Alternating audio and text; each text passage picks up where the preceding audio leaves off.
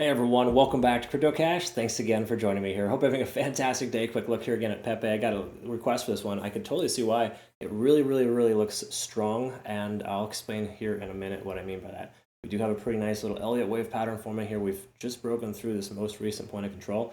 Not like it's official or anything because it is pulling back a little bit, but there's a solid chance we could see the price action continue higher here. Okay, because again, nice little breakout, depending on how you look at it from this little descending type of pattern, commonly referred to as a bull flag. So again, price works its way in and continues upwards.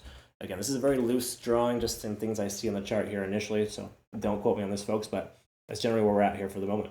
All right, so what we're going to do, we're going to take a quick look at larger time frames and verify a few key factors. If you're new to the channel, just, welcome aboard. Hit the like button if you could, please. Greatly appreciate that. And if you want to become a better trader, cryptocash.tech is a site, link down below. Got a lot of good traders over there. Super happy to be able to work with some awesome like-minded individuals. So a lot of fun. Check it out. We got a cool Discord and we have a lot of fun.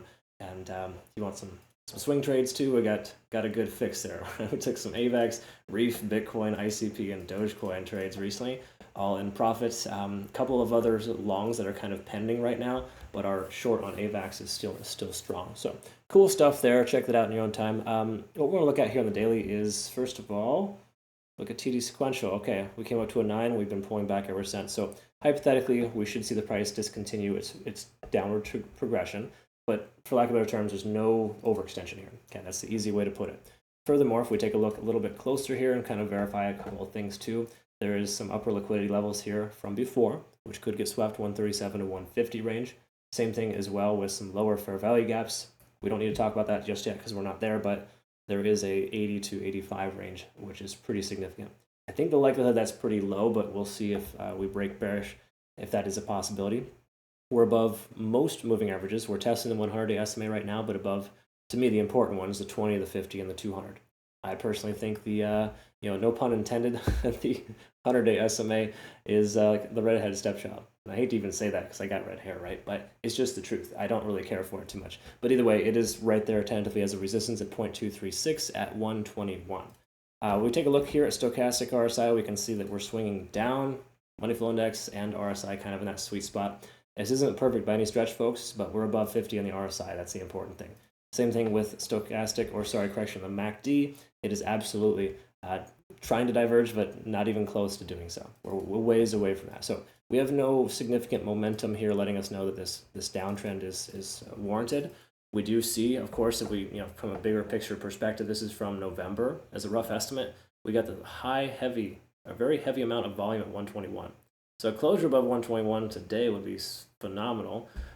A, because we're above that fib level, but B, we've broken that descending channel and effectively closed above that point of control. So again, some cool stuff there. Let's take a quick look at the 4-hour time frame.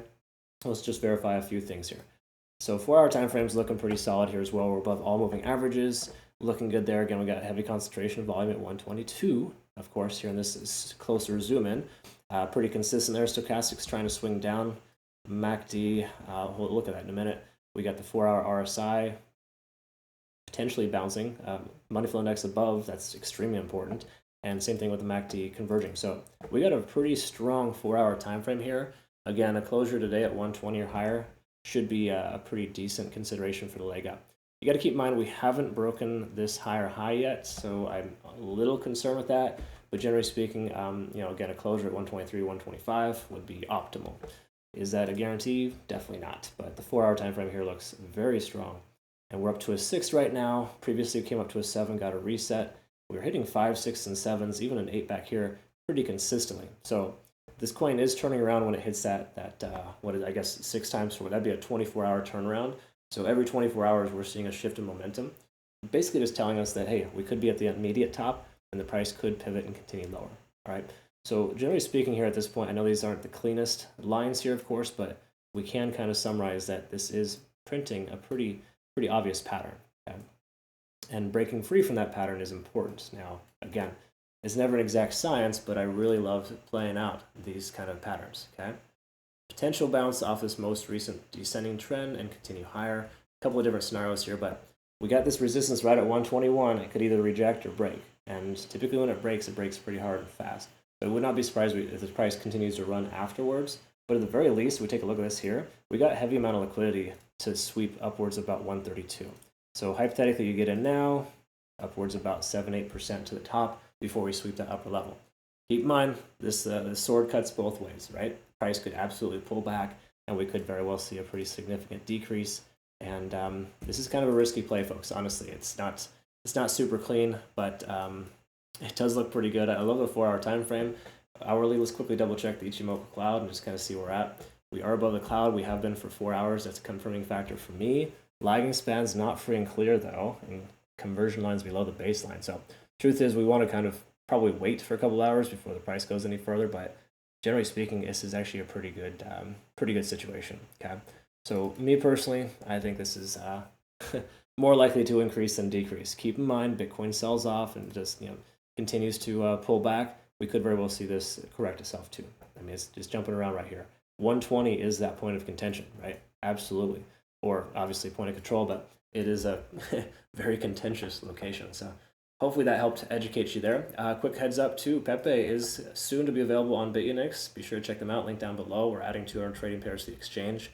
If you use the link down below, you'll get the rewards here, of course, as well as an opportunity to trade with our community, and we have a private trading competition. We're going to start having that monthly. The first one's going to be kicking off with $10,000 prize pool splits among, I think, the top 3, and then we have some random picks too. So it's going to be a pretty cool situation. So check that out in your own time. Link down below. If you have questions, reach out. I look forward to working with you either way. Thanks again so much for your time. We'll see you on the next one. Take care.